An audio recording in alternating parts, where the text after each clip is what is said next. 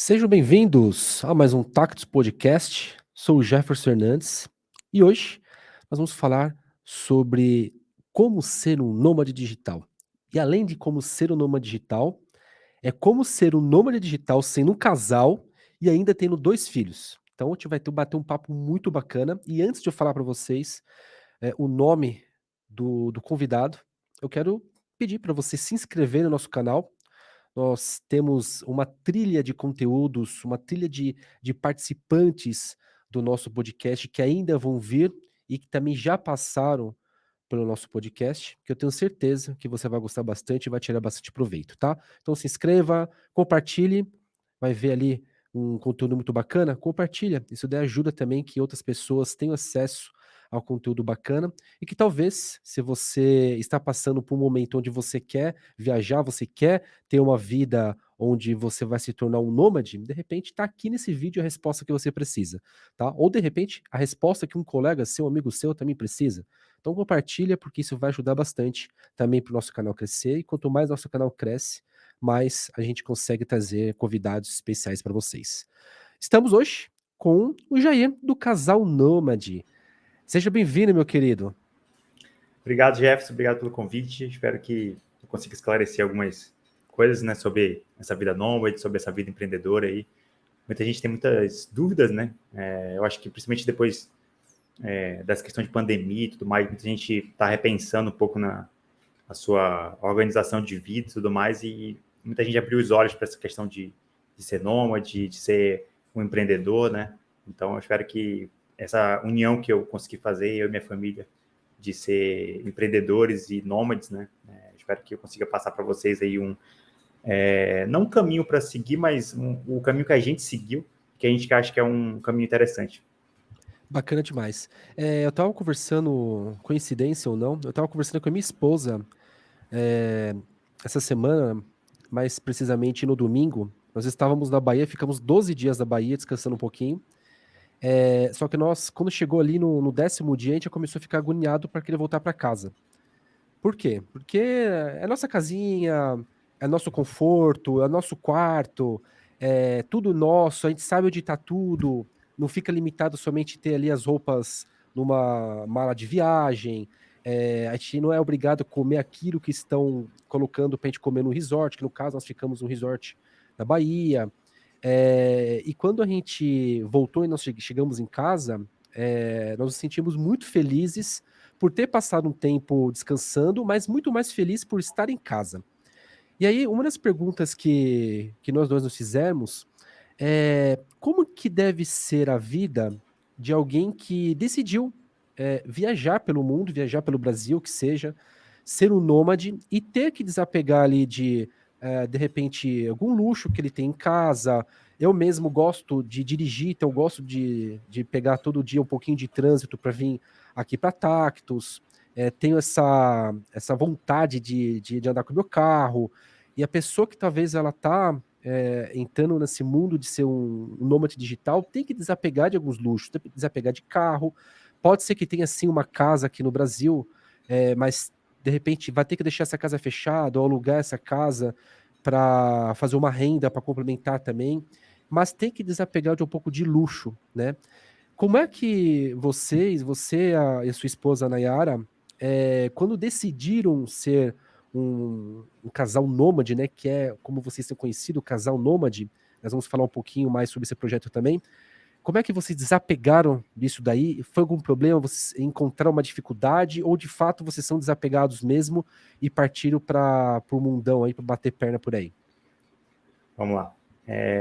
Acho que a primeira coisa que a gente tem que explicar com relação ao nomadismo digital, né, é que, diferentemente de uma pessoa normal, entre aspas, que trabalha o ano todo e passa ali 15 dias de férias, 30 dias de férias, assim como você fez, o nômade digital, ele dificilmente ele fica na estrada se locomovendo muito, sabe? Então, o nômade digital, geralmente, né, eu estou generalizando, mas o nômade digital, acho que eu vejo que conseguiram ficar muito tempo na estrada, eles decidiram por um modo de viagem que a gente chama de slow travel.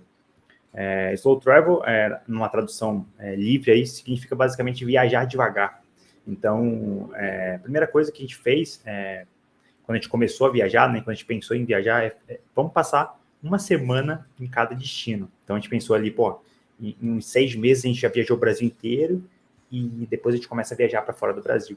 E logo no primeiro destino que a gente chegou, que foi Lençóis Maranhenses, a gente já percebeu que passar uma semana ali seria muito pouco para, principalmente, explorar todo o local e também conhecer mais do modo de vida daquelas pessoas, sabe?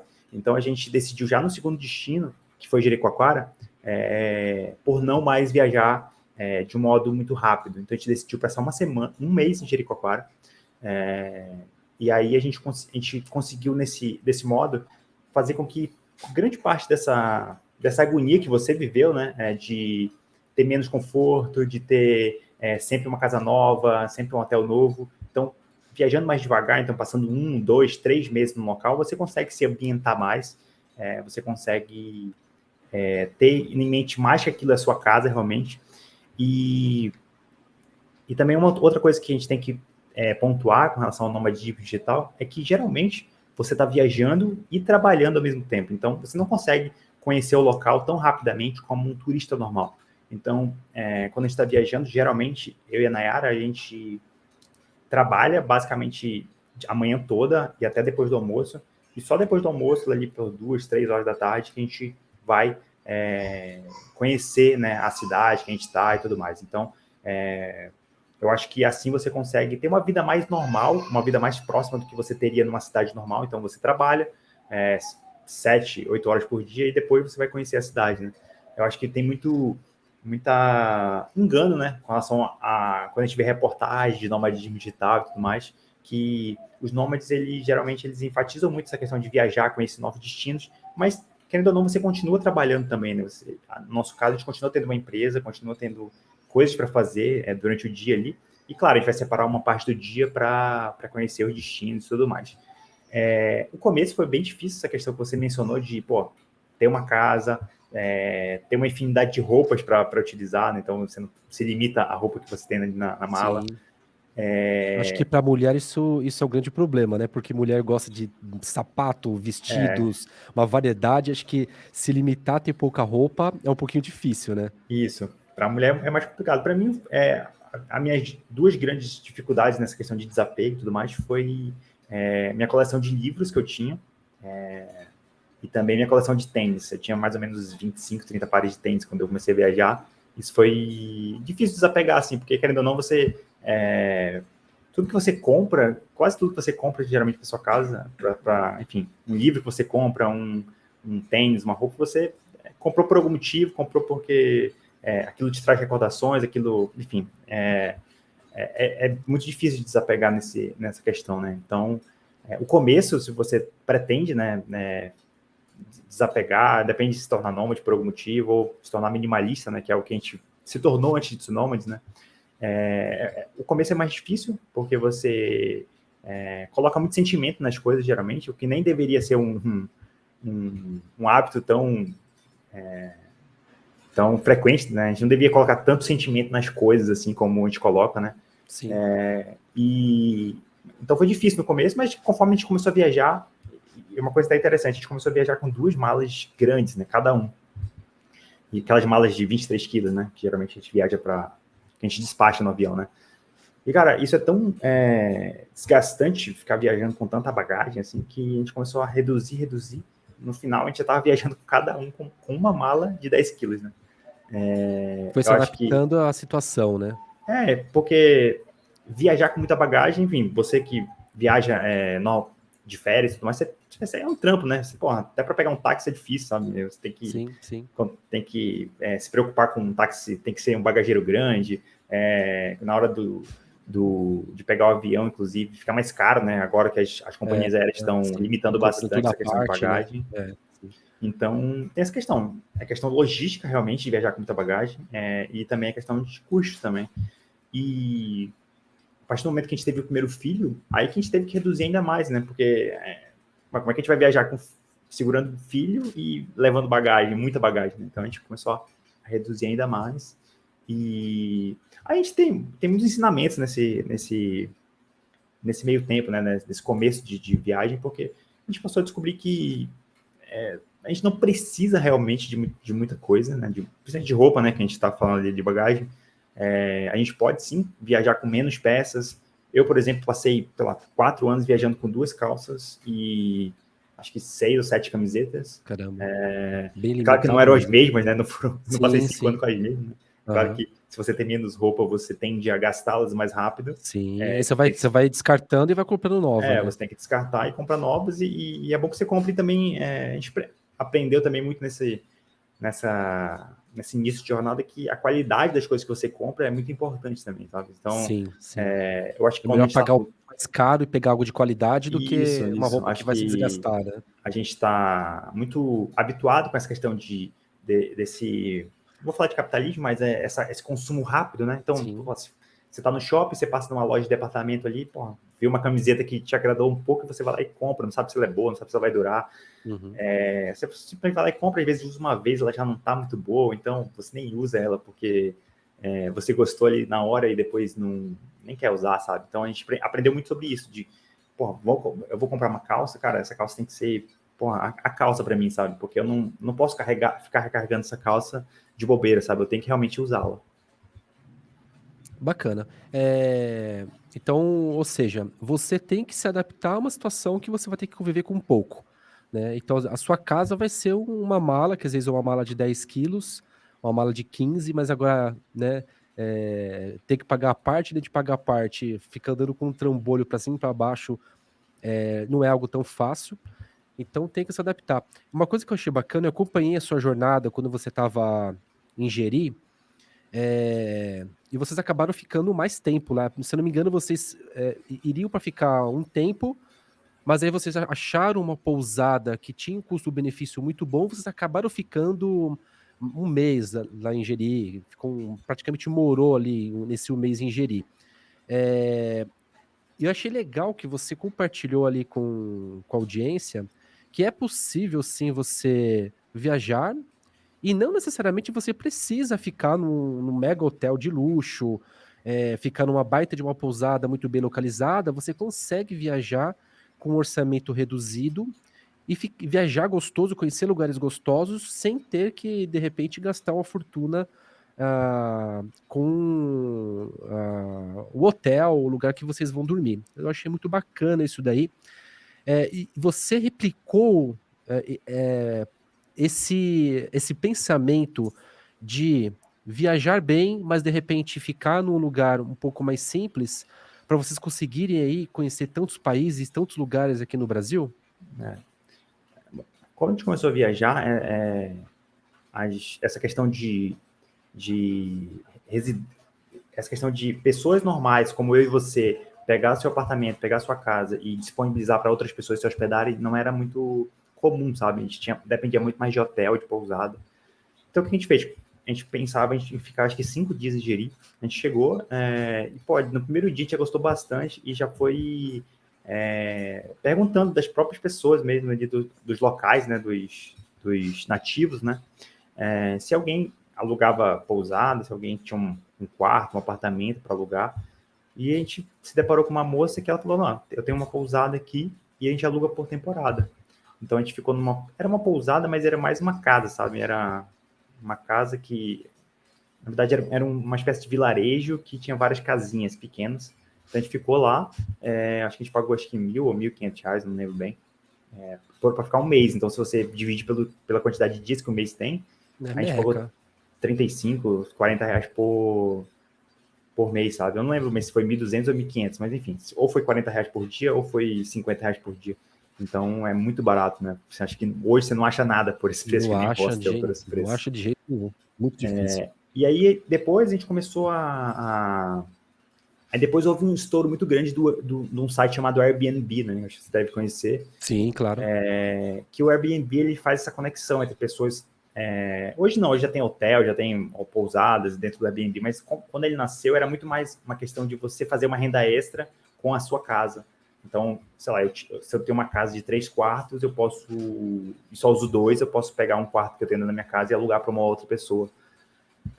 Então a gente fez muito isso durante a nossa viagem. A gente pegava casas de pessoas pelo mundo, né? Então no Brasil isso não era tão comum, mas pô, fora era muito comum. Então, pô, acho que em 90% dos países que a gente ficou em Airbnb. Então, gostoso dessa experiência de ficar no Airbnb, diferente do hotel, são coisas completamente diferentes, né? Quando você aluga um hotel, um resort, você está buscando basicamente um serviço de hospedagem, né? Então, você espera que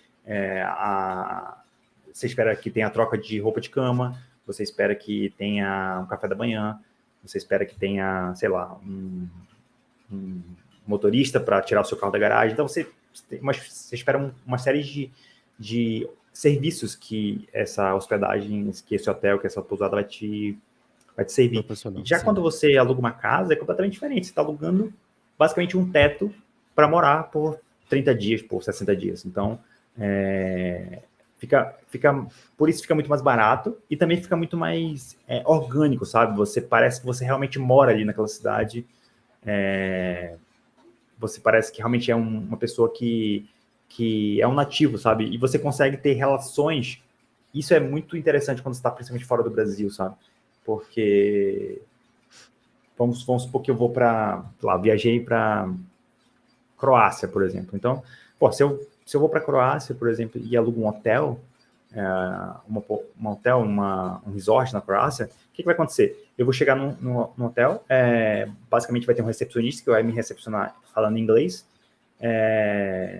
e eu vou basicamente me comunicar com aquele recepcionista, porque basicamente vai ser a única pessoa que vai conseguir falar inglês comigo, sabe? Todas as outras pessoas da rua, pessoas que prestam serviço para aquele hotel, não vão falar comigo porque eles não sabem se comunicar, né? Já você alugando uma casa, ficando mais tempo, né? Você vai criando laços com vizinhos, com o padeiro, com o dono da venda da esquina. Então, fica uma coisa muito mais saborosa, ao meu ponto de vista, né? Do que você alugar um tem hotel. uma sensação de pertencimento, como que Isso. você pertencesse àquele local, aquele bairro, aquela casa, né? Você tem aquela sensação. Em certas cidades isso é muito, muito prazeroso, sabe? Como, por exemplo, Paris. Isso é deliciosíssimo, sabe? Você se sente realmente um francês, sabe? Sim. Em Barcelona, em Lisboa. Então, há cidades, né? Essas cidades, principalmente cidades mais antigas, que possuem moradores mais antigos, isso fica muito mais evidenciado, sabe? Aí, se você decidir ir se alugar um hotel ou um resort, a sua experiência vai ser muito mais, como é que eu posso falar? Muito mais superficial, sabe? Porque você vai basicamente entrar naquele hotel e as pessoas vão te servir, sabe? Você não vai ter uma relação de troca com aquelas pessoas, vai ser uma relação de serviço, né? Exato. E eu também, quando eu viajo, logicamente que boa parte também viajo para hotéis, pousadas, mas a gente já pegou bastante Airbnb, eu e minha esposa, e realmente é uma sensação diferente. Primeiro que tem a possibilidade de você fazer sua própria comida, às vezes você tem ali você encontra no mercado, por exemplo, nós estávamos no Chile, e tinha um mercado lá em frente, e tinha comida ali que você podia fazer, que era comida chilena. Então, nós pudemos fazer no próprio apartamento uma comida que era de lá.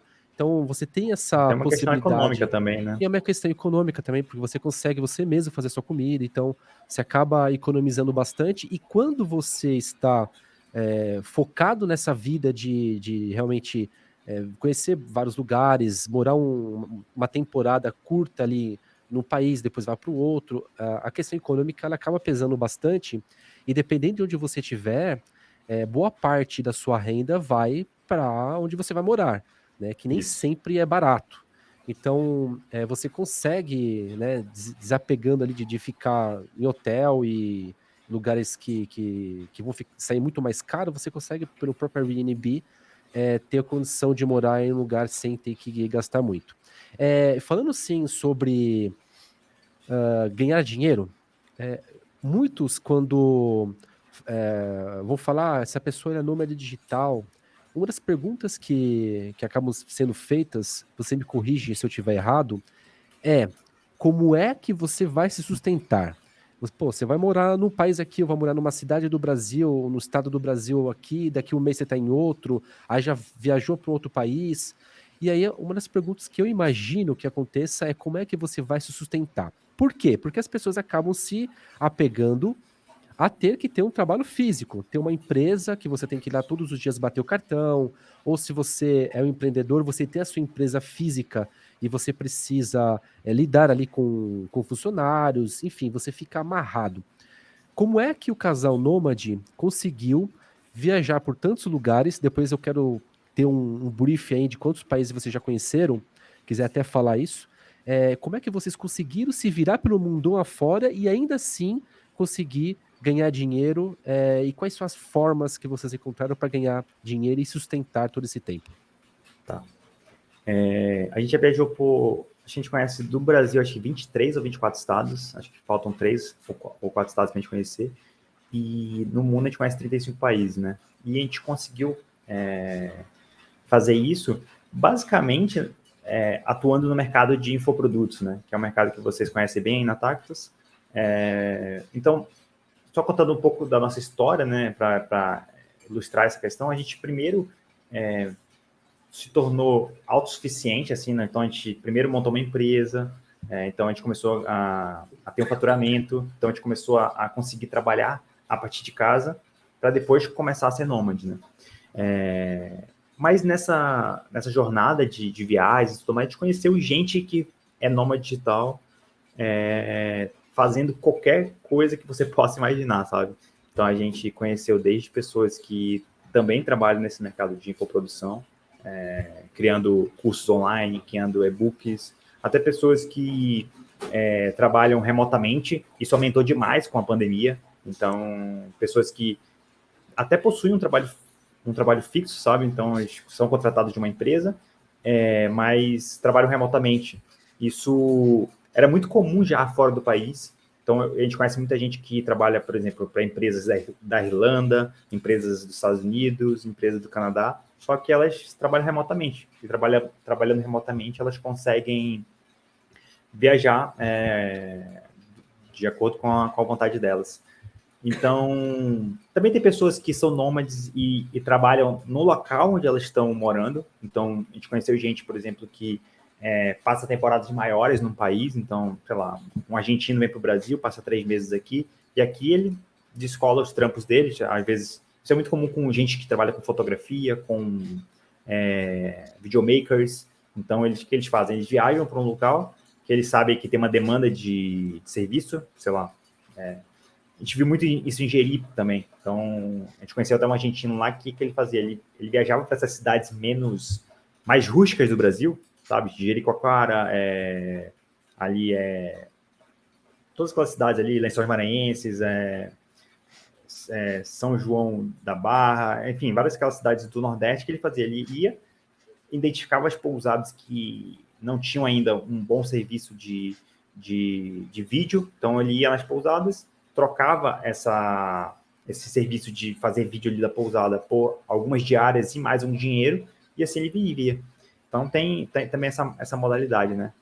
E hoje, muita gente está se tornando nômade digital porque muitas empresas estão percebendo que você pode ter um funcionário ali na sua empresa que ele trabalha remotamente, então não importa muito bem onde ele está lotado, ele pode trabalhar tranquilamente, sabe? Então é Tendo isso. uma conexão com a internet, né? Consegue fazer Isso. Eu acho que a trabalhar o pandemia mundo. foi muito importante nesse sentido, sabe? De abrir os olhos tanto de empregados quanto de empregadores.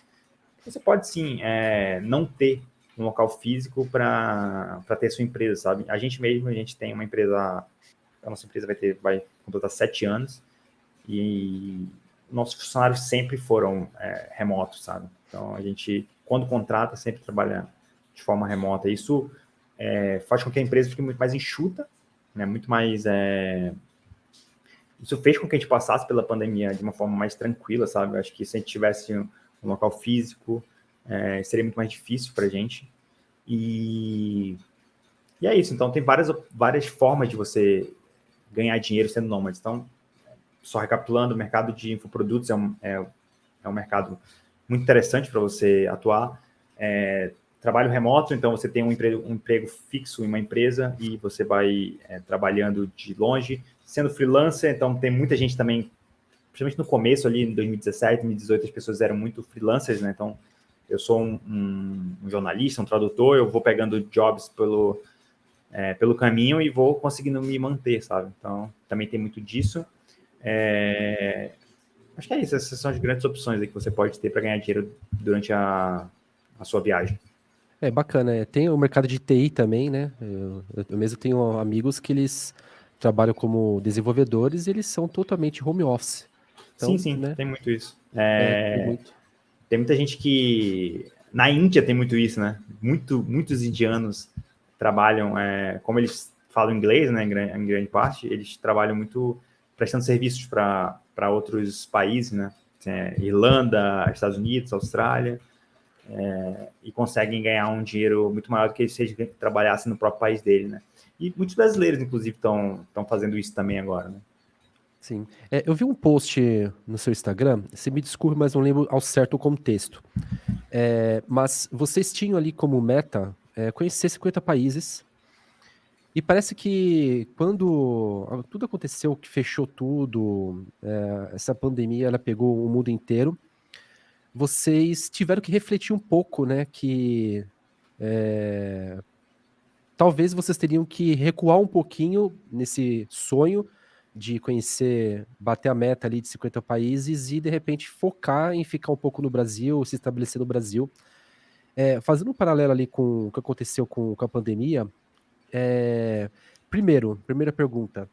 Vocês, de fato, ainda têm esse plano de conhecer, bater os 50 países? Hoje vocês falaram que estão em 35, então falta ali 15 países. É, ou você, de fato, depois da pandemia, vocês mudaram um pouquinho a cabeça, decidiram conviver com a família um pouco mais quietinho aqui no Brasil? O que vocês pensam em fazer ali de coisas novas aí para o futuro? A gente, quando começou toda essa questão de pandemia ali no começo de 2020, né, a gente teve uma visão de que isso não ia ser uma coisa rápida, sabe? A gente sempre teve quase que uma certeza que isso seria, sei lá, ia durar anos, pelo menos 1 ou 2 anos. E isso, infelizmente, né, se confirmou. Então, a gente está no final de 2021 e a gente continua com essa questão, né? E as fronteiras provavelmente vão fechar novamente da Europa agora, em 2022, no começo. E a gente não consegue ver no futuro próximo a gente viajando como a gente viajava antes, sabe? Então a gente... a primeira coisa que a gente... número um, assim, a gente vai esperar isso acabar definitivamente, sabe? Uma hora ou outra isso vai ter que acabar, essa questão desse perigo de você viajar, né? Porque, querendo ou não, quando você viaja, você se coloca muito, muito mais em risco do que você estando só numa cidade, né? Então a gente identificou isso no começo e também pretende não viajar enquanto essa situação não se normalizar. Primeiro porque é muito perigoso, a gente sabe que é muito perigoso viajar, acho que isso é ponto comum, mas tem uma outra questão também, como a gente viaja, como a gente é nômade, né? A gente viaja por longos períodos, né? A gente não faz uma viagem de 7 dias, sabe? Para a gente sair do Brasil e ir para a Europa, a gente tem que ter um planejamento pelo menos de 6 meses, assim, de vários países que a gente vai para lá e depois volta para o Brasil.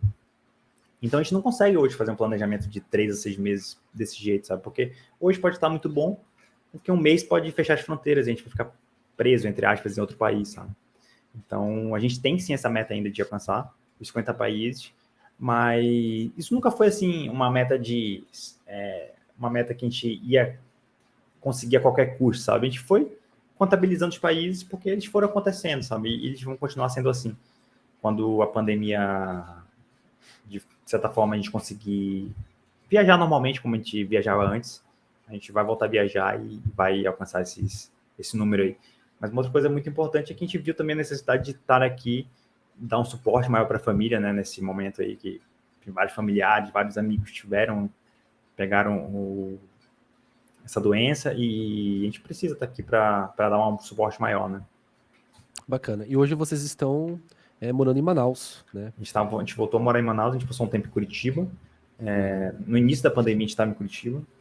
Foi lá que a gente ficou meio de stand-by, assim, para saber o que ia acontecer. E depois a gente veio para Manaus, porque aqui é onde estão meus pais e tudo mais. Você tem casa em Manaus mesmo? Como Sim, que...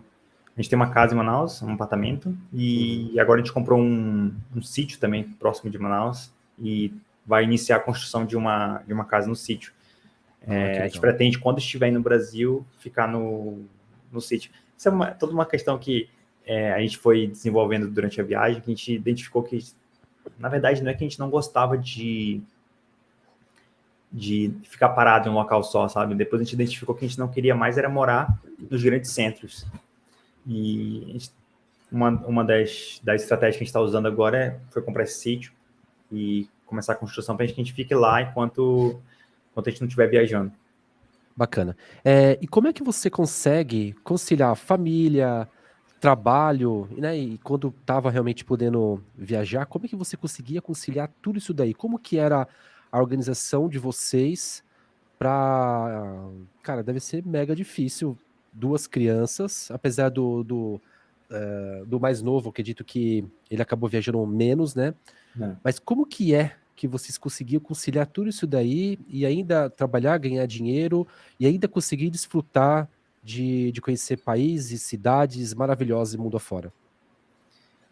Bom, acho que a organização começou quando a gente não tinha filhos, né? Então, a primeira coisa que você precisa, se você pretende seguir essa questão de se tornar um nômade digital, é começar a entender que você não é um turista, a prioridade que você tem que ter é trabalhar, né?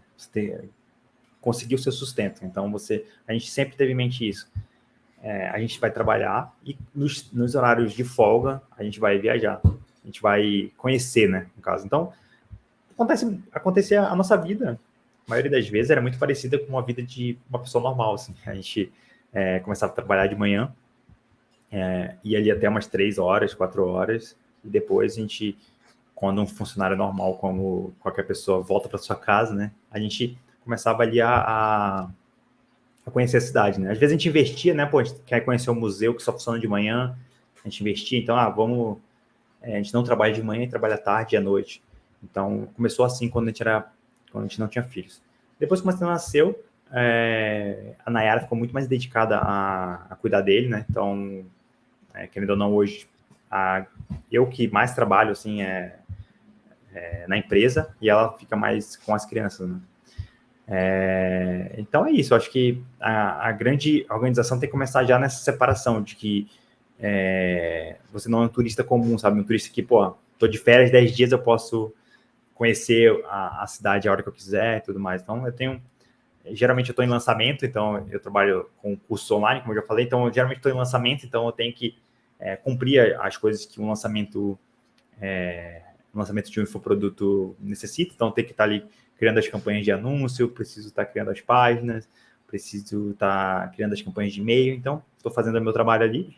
É claro que esse trabalho de infoprodução, né, de cursos online, ele deixa meu tempo mais tranquilo, não é fixo assim, então eu posso fazer pausas para, pô, quero conhecer um restaurante hoje, vou fazer uma pausa, vou lá almoçar e volto. Então, acho que o grande barato é você escolher um jeito de ganhar dinheiro que não te deixe tão preso, sabe? Eu acho que o grande contra que eu vejo de um emprego comum assim, é isso, você está muito preso ali àquele horário, e você não consegue planejar nada que não seja nas suas férias, porque você não consegue não ir para o trabalho, sabe? Então acho isso super importante.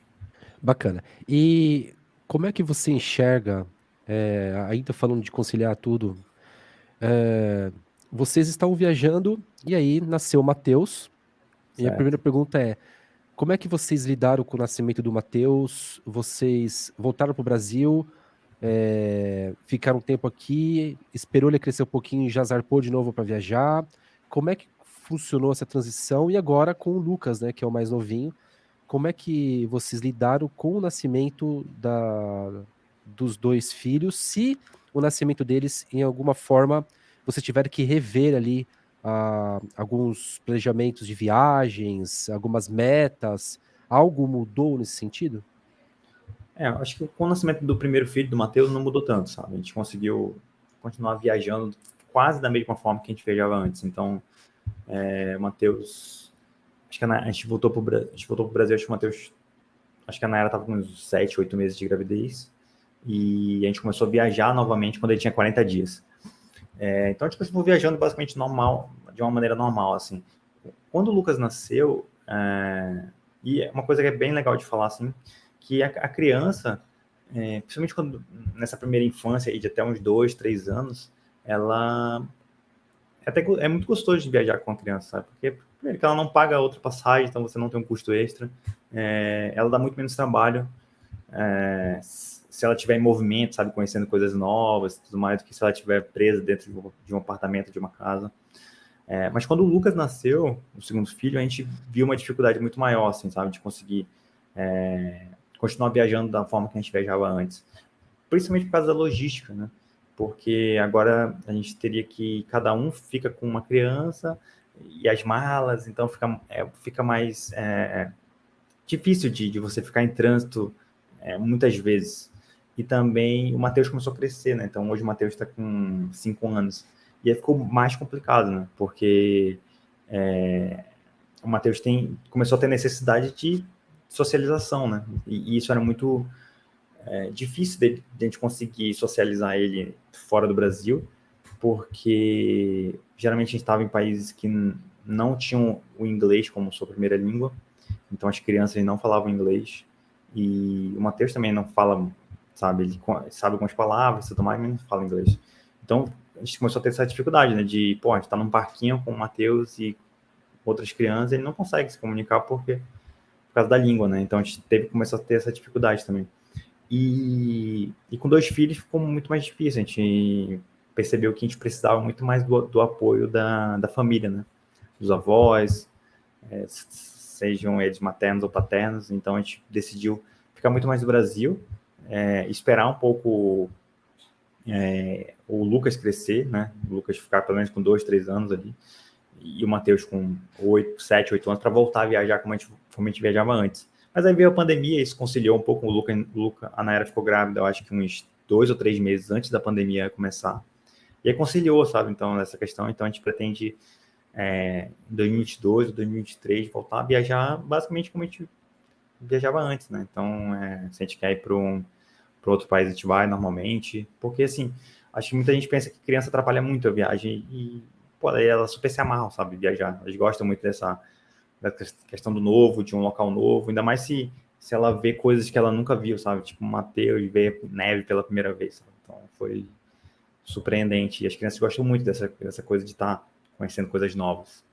Para a criança é sempre uma diversão, né? Um lugar novo, um passeio novo. é, Acho que talvez a visão dela um pouquinho até é diferente dos adultos, né? Que os adultos ainda têm que cuidar das crianças, ainda têm que trabalhar, ainda têm que cuidar de roteiro de viagem. E criança é praticamente diversão o tempo inteiro. Sim, sim. Então, por isso que eu super entendo, acho que para criança é até mais gostoso. É, Vamos lá. Passando esse problema todo, tá tudo fechado, essa insegurança, voltou ao normal, que isso vai acontecer, se Deus quiser. Como é que você pensa em fazer com os estudos dos seus filhos? Porque, de repente, o Matheus está com quantos anos já, A Matheus? Matheus está com 5. 5 anos. Então, ali 6, 7 anos é a idade que começa, de fato, ir para a escola. Como é que você pensa em relação a isso? Você vai mudar os planos ou você vai adaptar o estudo dele para ele conseguir viajar contigo e ainda estudar? Assim, quando o Matheus nasceu, inicialmente a gente tinha um plano de fazer homeschooling com ele, né? Então, na verdade a gente faz, né? Então o Matheus basicamente já sabe ler, já sabe somar, subtrair, multiplicar, dividir, porque a gente ensina ele em casa, né? Mas a gente veio repensando isso desde os 4 anos do Matheus, mais ou menos, que talvez não seja uma responsabilidade que a gente queira levar sozinho, sabe? Então, muito provavelmente, o Matheus vai estudar numa escola normal, quando ele tiver seus 6, 7 anos, acho que 7 anos é o obrigatório, né? Sim. Então, acho que ele vai estudar numa escola normal, realmente. Apesar de que a gente tá alfabetizando ele em casa, eu sinto que eu conseguiria alfabetizá-lo, ensinar através do homeschooling, mas a gente vê que que a gente vai precisar de ajuda com isso, sabe? Principalmente por ter o segundo filho, vai precisar, querendo ou não, isso é um tempo que tomaria da nossa rotina que a gente talvez não consiga conciliar, né? O trabalho, as viagens e ainda o ensino. Então, o que a gente pretende fazer, né? A gente pretende colocá-lo numa escola normal e passar a viajar nos períodos de férias, né? Então, colocar numa escola que tenha férias no meio do ano de um mês, pelo menos, e uma férias de final de ano de um mês, pelo menos, também, e conseguir viajar nesses 2 períodos. Bacana. Tem que se adaptar a uma realidade, né? Nem sempre consegue fazer tudo da forma que queremos. E querendo ou não, tendo filho, né? As coisas mudam tudo. E também Quando. eu vejo, Jefferson, que essa vida nômade, ela tem um prazo de validade, sabe? Acho que todas as pessoas que a gente acompanha, que começaram nessa vida antes da gente, chega uma hora que você quer ter uma casa novamente, quer ter uma vida social novamente, uma vida social normal, que eu falo, né? As suas prioridades começam a mudar também. Então, o Jair de 7 anos atrás era muito diferente do Jair de hoje, sabe? Então, eu era um jovem de 23, 24 anos. Hoje eu sou um adulto de 30 e poucos anos, sabe? Então, as suas prioridades mudam, querendo ou não hoje. Antes, a minha prioridade era fundar uma empresa e conhecer o mundo, sabe? Agora, minha prioridade é a criação dos meus filhos, né? Então, eu não sei quanto tempo ainda vai ficar essa insegurança de viajar e tudo mais, mas se eu ver que, chegou a fase do Matheus ir para a escola e a gente precisa ficar fixo no local, beleza, vamos escolher um local que a gente se agrade de ficar e vamos ficar. E daí a gente viaja nas férias, normal, assim, isso nunca, a gente não, viajar nunca foi eu vejo que muita gente coloca a viagem como um significado de status, um significado de conquista, sabe? Pra gente nunca foi, pra gente sempre foi uma maneira de conhecer novas culturas, uma maneira de ter novos conhecimentos. A gente vai simplesmente mudar um pouco a rota e viajar quando a gente puder, nas férias. Né? Sim. Aquilo que você falou faz total sentido, porque muita gente fala, não, eu já conheço não sei quantos países. Para quem já conheceu 35, esperar um pouquinho mais para conhecer os outros 15 não é nada mal, né? Acredito que você já conheceu tanta coisa e acho que você vai conseguir conhecer muito mais coisas levando seu filho e ainda não prejudicando o crescimento deles, né? É uma Isso. coisa. Assim, E também. era possível continuar viajando com o Matheus estudando em casa, sabe? É totalmente possível. Só que você tem que ver se é isso que você quer, né? Porque, querendo ou não, uma criança ela precisa de no mínimo 4 horas de estudo por dia. Então, será que eu vou conseguir manter uma empresa funcionando, dando atenção para minha esposa, para meus filhos, e mais 4 horas de estudo com o Matheus? É pesado, Então, né? Pode ser que seja então, pesado. pode ser que seja muito pesado. É. Então, a gente pensou muito nisso, sabe? Eu acho que Então, também nem só isso, né? É porque na escola, além de todo o aprendizado, alfabetização, também tem aquilo que você estava falando, que é o contato com outras crianças, né? Então, isso. é bom que ele tenha esse contato e, de repente, morando fora do Brasil, por questões de idioma, isso não seja possível.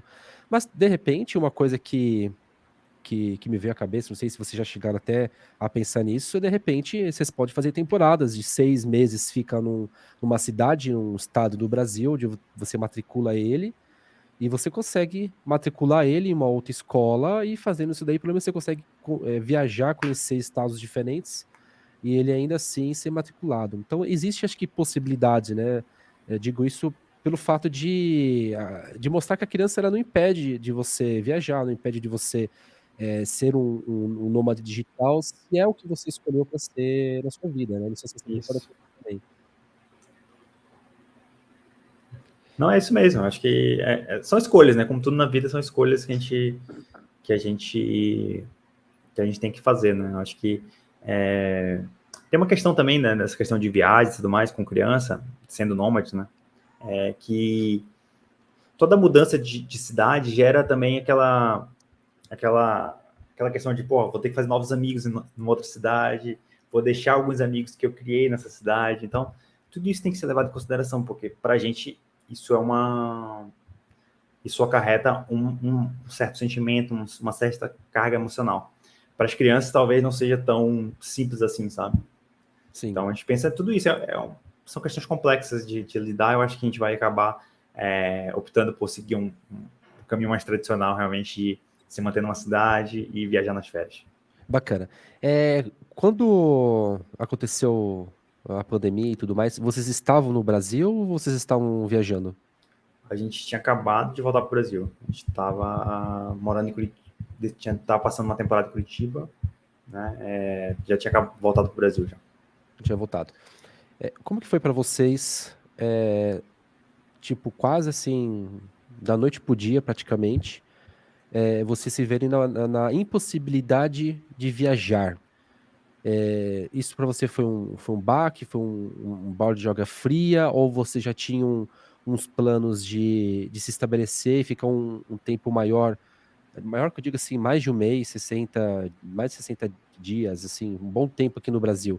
Isso pra vocês foi normal ou vocês sentiram realmente um baque pelo fato de vocês serem conhecidos como nômades e a partir de agora, por conta de um problema mundial, vocês não vão poder mais ser nômades, né? Como é que vocês lidaram com isso?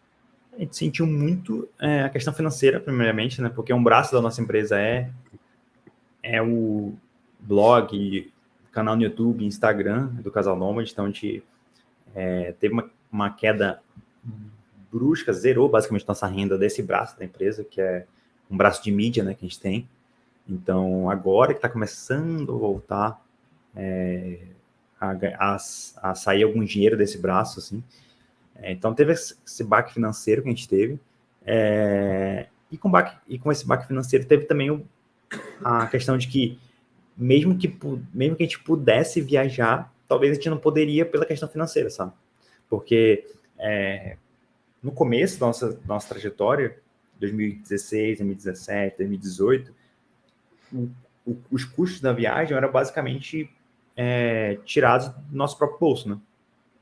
A partir de 2019, 2020, a gente começou a viajar e com o dinheiro que a gente ganhava das ações que a gente fazia durante as viagens, basicamente a gente começou a pagar as viagens com isso, sabe?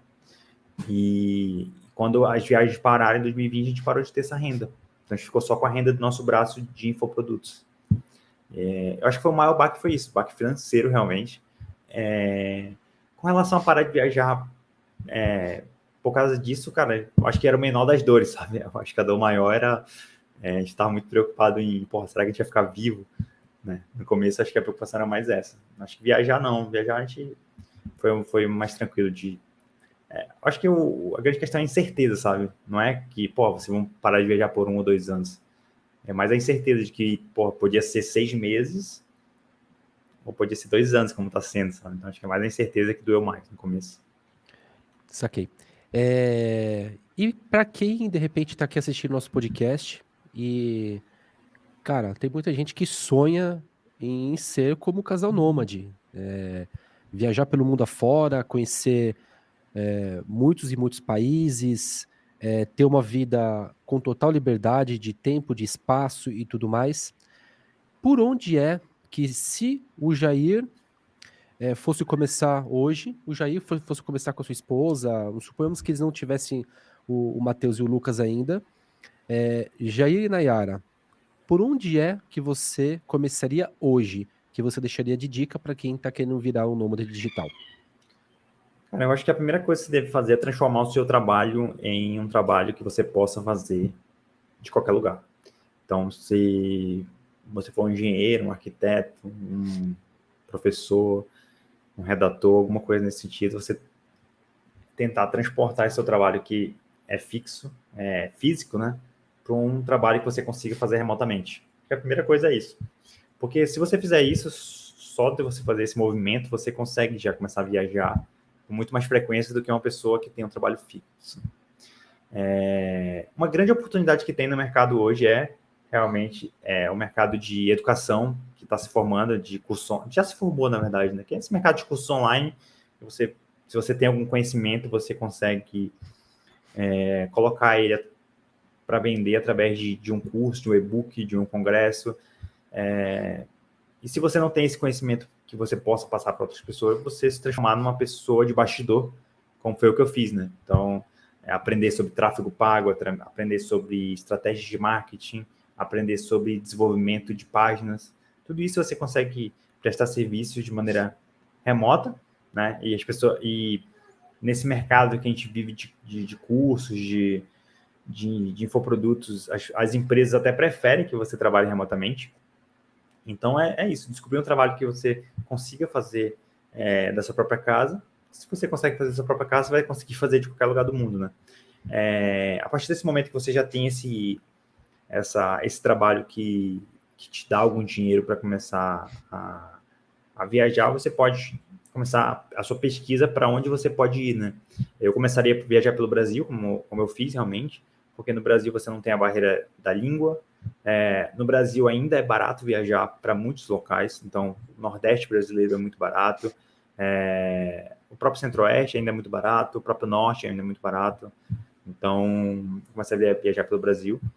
Depois de conhecer o Brasil, eu começaria a viajar para outros países, sabe? Eu acho que antes de conhecer outros países, é importante que você conheça pelo menos um pouco do seu próprio país.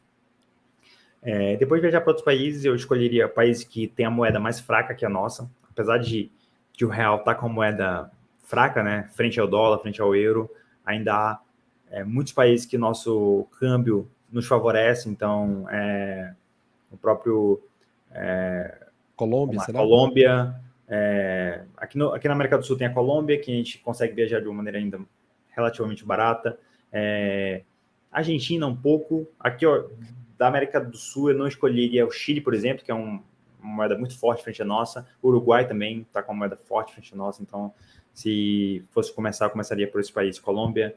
Venezuela, muita gente não tem interesse de ir para Venezuela, mas eu já fui 4 vezes, é um país incrível e com uma moeda muito fraca, então você, com real lá, você consegue viver muito bem lá. País da América Central também, geralmente você consegue viajar de uma maneira mais barata. Costa Rica, Nicarágua, então tem muitos países que dá para viajar de uma maneira barata. Na Europa, se você quer conhecer o continente europeu, ainda tem muitos países que você consegue viajar de uma maneira mais econômica, não vou dizer barata, mas mais econômica, como Croácia, Sérvia, Hungria, Bulgária, Lisboa ainda um pouco, ainda dá para ir. Então, se você ainda está com pouco dinheiro, não escolheria países tradicionais, né, como França, Espanha, Itália. Holanda, Itália, Estados Unidos. Pô, são países que o nosso câmbio está muito fraco, então você vai gastar muito para viajar para esses países. E a gente sempre pensava isso quando a gente estava começando, sabe? Pô, eu acabei de ganhar, sei lá, 50 mil reais no lançamento. A gente já pensava, pô, com esses 50 mil reais a gente consegue viver tantos meses na estrada. Então, acho que é importante pensar dessa forma, sabe? Se eu ganhei, sei lá, 10 mil reais e, pô, com esse dinheiro eu consigo viajar tanto tempo para esse país ou para esse estado. Mas se for para um país mais caro, é óbvio que você vai conseguir viver muito menos tempo com esse mesmo dinheiro. Então, principalmente no começo, que você não está ganhando tanto, é importante que você escolha destinos que sejam mais baratos do que a sua cidade de origem, né? Então, muita gente que assiste a gente, por exemplo, está morando em São Paulo, que é uma das cidades mais caras do Brasil. Se só de você escolher viver no Nordeste, já vai diminuir seu Custo de vida custo de vida diminui. absurdamente. Assim. Sim. Tem até um site que eu poderia deixar para o pessoal olhar, acho que é cursodevida.com.br. É um site bem interessante que você consegue comparar cidades. Então, você fala, eu moro no Rio de Janeiro. Pô, em comparação com o Rio de Janeiro, como é que está Lisboa? Aí você, então você consegue fazer essa comparação, sabe? Ver se Lisboa é mais caro, se Lisboa é mais barato. Você consegue fazer isso com basicamente qualquer cidade do Brasil e do mundo. Então, é uma ferramenta interessante para você, antes de ir para a cidade, você identificar se ela é cara ou barata.